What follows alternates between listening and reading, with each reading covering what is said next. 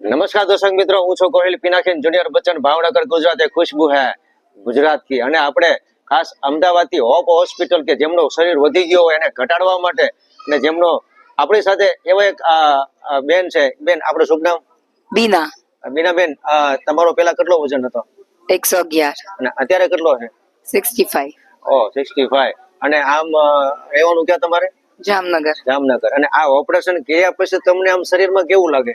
હા, ઓપરેશન પહેલા એકચ્યુઅલી સવારે હું ઉઠું તો 10 મિનિટ મારે બેસવું પડતું, કારણ કે પેટ આપણે પેટ હોય ને એડી ખૂચે જ નહીં પેલા તો દૂધ વળાવે તો બેલ વગાડીને વહી જાય.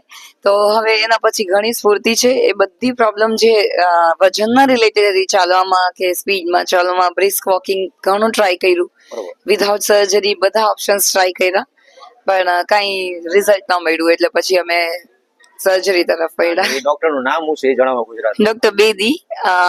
પહેલા જ્યારે મેં એની પાસે સર્જરી કરી ત્યારે સિમ્સમાં હતા, પણ અત્યારે એની બોપલમાં બહુ સારી એવી મલ્ટી સ્પેશિયાલિટી હોસ્પિટલ છે.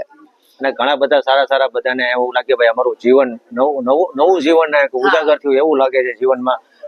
અને ખાસ આમ પરિવારમાં કોણ કોણ છે તમારા?